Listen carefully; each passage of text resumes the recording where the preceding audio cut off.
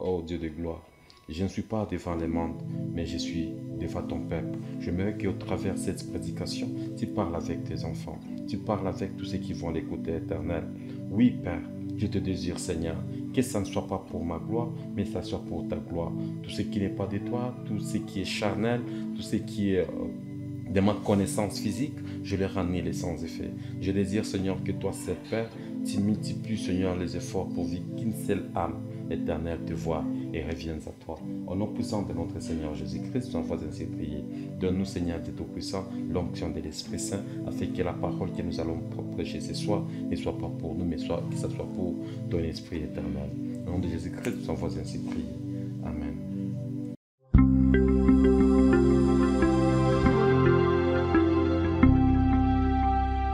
Asante sana. Ulizo inauliza wakati gani inapashiwa kumtenga mtu ama kumweka mikono ya shetani. Okay. Asante. Ndugu yangu mpendwa, kuhusu kuweka mtu ndani ya mikono ya shetani, ndiyo sikusema kama mtu hawezi tengwa.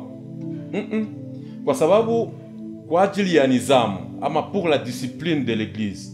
Pour la discipline, kama mtu akifanya kosa inamubidi akae pembeni. Sababu gani? Sababu ile kosa, acha niseme hivi, kiuongozi kama mtu akifanya kosa, discipline isimame juu ya mtu mwenye alifanya kosa, kusudi bengine basirudilie ile kosa moja. Yani sikatale kukutia nizamu, lakini acha niseme kitu kingine. Pamoja na nizamu, pako bitu biwili ama bitatu yenye inampasa sana muongozi kukazia kabla hayakamatia sana kudiscipline yenye iko atafuta fanya. Acha nikwambie kitu. Yesu akasema hivi, aseme nataka sana umupende ndugu yako jinsi unavyojipenda mwenyewe. Upendo inavuta makosa, lakini upendo inafanya mtu amkasirikie mtu akifanya kosa japo anampenda. Maandiko yanasema, aseme Mungu anawapiga awapendao. Haleluya. Lakini pamoja na kuwapiga awapendao, Mungu upendo yenye iko ndani inamfanya pia murudilie kwa lengo amsogeze. Hawezi jiuliza, mu kitabu ya Mwanzo sura 2 sura 3, mwanadamu anakosa, anafanya dhambi. Mungu anakuja anasema, mwanadamu wewe ulifanya dhambi, toka sasa mbustani. Anamtosha indi ya bustani. Lakini napenda sana tena ile maandiko yanashuhudia sema huyu mwanadamu akapokea tena ujauzito, akapokea mtoto kwa uweza wa Mungu. Adamu yeye pekee anashuhudia. Yani baada ya Mungu kumtosha Adamu bustani ya Edeni, Mungu hakumwacha Adamu. Upendo yenye Mungu alimpenda Adamu haikumwacha aache Adamu aende hangaiki, hapana. Ikamfanya asogelea pia Adamu, lengo Adamu angalie kama Adamu atajuhudia kusudi Mungu amsaidie. Maana Mungu anasema tena pamoja na nabii Isaya, anasema hata sasa, asema Bwana wa majeshi, déchirez vos cœurs et non vos vêtements et revenez à moi votre Dieu, je reviendrai à vous. C'est que Mungu anataka upasue mioyo, usipasue mavazi. Mavazi ce sont des justifications. Ne te justifie pas devant Dieu. Oh, moi si je fais ça c'est parce que ça. Non, Dieu veut que nous déchirons nos cœurs. Tukue na moyo wa toba, moyo wa kujuta, na tunajua kama hapa hii nilifanya ni mbali na mapenzi ya Mungu, kwa lengo tujirudie, tuombe msamaha na Mungu wetu iko tayari kutusamehe. Haleluya. Ndugu yangu mpendwa, kuhusu kutengwa, mbele ya kutenga mtu inaomba kwanza ujue ni mtu gani. Kosa yenye mimi naita kosa, yenye mimi naita sio kosa, lakini yenye nasema haina utaratibu sana, ni kumkamata mtu unamtia mu mikono ya shetani, aguse mwili asiguse roho. Lakini angalia kitu, wakati unaweka ule mtu mikono ya shetani, haiko kila mtu ndio atakuwa na ujasiri sawa vile ya nani ya Ayubu. Hapana, pako wengine mwenye ijilize bibi ya Ayubu, mwenye yeye aliambiaka wanake aseme tukana huyu Mungu biishe. Ingilikuwa yeye ndio alitiliwa kwa mikono ya shetani, kweli angibakia kumsimama? Sizani, angipotea lote. Ndio maana niko nataka kuambia hivi ya kwamba ikibidi kumtia mtu mikono ya shetani ama kumtenga mtu na huduma, na inapasiwa pia kumfanyia suivi ya sana. Unajua mtu mwenye anafikia kutenda zambi, manake na jinsi yake pia ya kuikala, jinsi yake ya kutumika na Mungu haikukuwa tena mzuri sana. Yani alikuwa na kasoro fasi fulani. Sasa ukimwacha mtu mwenye alikuwa na kasoro, kiukweli uitike ukatale, unampoteza lote. Mtu mwenye kuwa na kasoro inaomba asaidiwe, asogelewe, afarijiwe, atiwe nguvu. Angalisho, inaweza kuwa pia ni mtumishi, ama ni mchungaji, ama ni nabii, ama ni mwalimu, ama ni mwinjilisi. Yani iko na huduma kabambi, lakini ana kasoro. Mwili tunavaa ni mwili ya udhaifu, mwili tunavaa ni mwili wa zambi. Shetani haogopake cheo. Huu ni bishop, ni mwogope, hapana. Shetani haogope cheo, huyu ni apotre, huyu ni profete, hapana. Ingawaje huduma unaweza kuwa nayo, ingawaje titre unaweza kuwa nayo, shetani anaweza akakushambulia. Ndio maana niko nasema sema shetani anazunguka kama vile simba akitafuta nani atazubaa kwa lengo amfanye nini? Amgaue.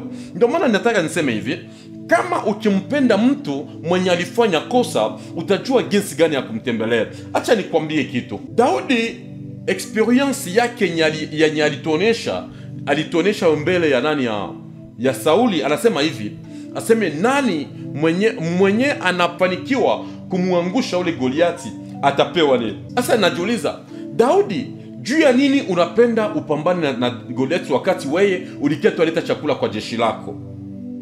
Sasa Daudi aliketa chakula bakuwache, akamwambia sasa ule ni nani? Bakamwambia sasa wewe unakuwa karamusi wewe. Hapana, fatana na ule mtu. Wewe achana na Beli. Lakini Daudi hakuogopa. Sikia, Daudi hakuogopa Goliathi sababu ya masi. Hapana. Daudi Daudi hakumpiga Goliathi juu alikuwa jeshi. Hapana. Daudi hakumpiga Goliathi juu alitamani apate pesa kutoka kwa mfalme. Hapana. Lakini Daudi yenye alimchafula moyo ni huyu mtu ambaye ni kafiri, anamtukana Mungu wa Israeli. Upendo, Daudi alikuwa anapenda Mungu, akasema Mungu mimi napenda, mimi namheshimia kiwango hii. Pai huyu kafiri aendelee kumtukana, ni bora aniue kwanza mie kisha aendelee. Si utavumilia huyu mtu aendelee kumtukana Mungu mimi naheshimia, Mungu mwenye mimi napenda. Alipoenda mbele ya mfalme akamwambia, we njo nani? Na wewe utaweza kufanya nini? Akamwambia mfalme, usinione hivi, huyu Mungu mimi nampenda kiwango yenye wewe hawezi elewa. Mie pia wakati kazi yangu mimi nafanyaka siko jeshi sawa vile ndugu zangu. Mimi kazi mimi nafanya ni kuchunga kondoo za baba yangu. Sasa katika zile kondoo inafikiaka wakati mimi juu niko nazo kila siku, kila sana, kila dakika, nazipenda sana, wala siwezi penda hata moja itoke. Inafikia wakati simba anakuja anataka kutoa ile kondoo. Kupendo napenda kondoo. Siwezi ruhusu simba juu tu ni simba aseme aitwale, hapana. Malgré que ni simba, mina nisemaka omwe mie ni kufe, lakini hii simba isikule hii kondoo. Wakati niliruka mwile simba, Mungu akanipatia mamlaka, nikapasua kinywa ya simba na simba ikakufa. Yasi kama niliua simba, je, huyu atanishinda? Ilifikia dui napenda ikule kondoo. Mie Daudi kwa kondoo yangu njoo hawezi gusa hako. Na ndugu yangu usisahau ya kwamba wakati Daudi alikuwa naongea, alikuwa shakuwa juu mafuta ya ufalme nafasi ya Sauli. Yani akakonsidere ke kondoo zake ni wana wote wa Israeli. Akasema sasa siwezi itika, kama sikoga na itika bakule tu kondoo ya nyama, kifua sasa hizi kondoo zote zishakuwa zangu, niache tena kweli?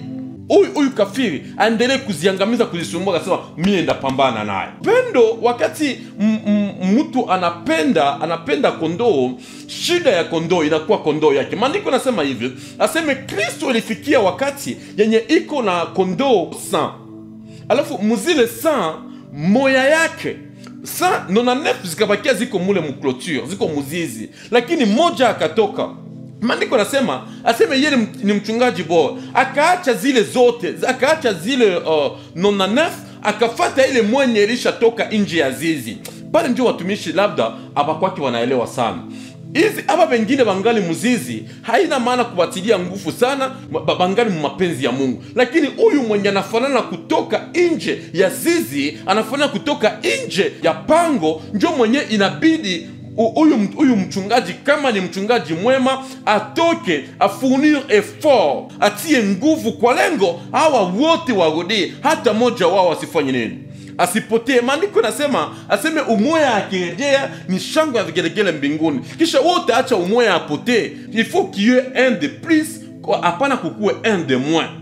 Mon leadership dans la dispensation de l'église, dans le leadership de l'église, mchungaji mwema mwenye kuitiwa mchungaji, sidhani kama anaweza kamata mtu amtie mu mikono ya shetani. Hapana, inadhani anaweza njoo mupiga na discipline, na anamtilia nizamu. Bwana, kugisi ulifanya kosa hivi, haipasiwi tena uimbe, haipasiwi tena uhubiri, haipasiwi tena usimame sawa vile shemasi, haipasiwi tena ufanye hiki. Sababu gani? Sababu udhaifu umeshaonekana ndani mwako. Tafuta nafasi tena ya kujipatanisha na Mungu, fournir ma effort, urudie tena pamoja na Mungu kwa lengo nguvu zirudie. Nguvu zisharudia, utakuya hauna nguvu. Sikia nikwambie kitu, ni kiko ndani yetu ndio tunatoa. Maandiko nasema pakakuwa kiwete alikuwa nekala kumlango itao mzuri, na wakati Petro na wana wanakuya akasema labda watampatia kitu. Sasa balomba, maandiko nasema Petro anawaambia tuangalie shie, bakamwambia bwana, hatuna pesa wala hatuna dhahabu, lakini kenye shie tuko nacho tutakupatia. Sasa tuko nayo shie ni jina la Yesu. Sasa kwa jina ya huyu Yesu tuko nayo, simama na uende. Sikia ndugu mpendwa, wakati mtu anafanya huduma, kama ukiimba na uko na pepo ya ukahaba, pamoja na kuimba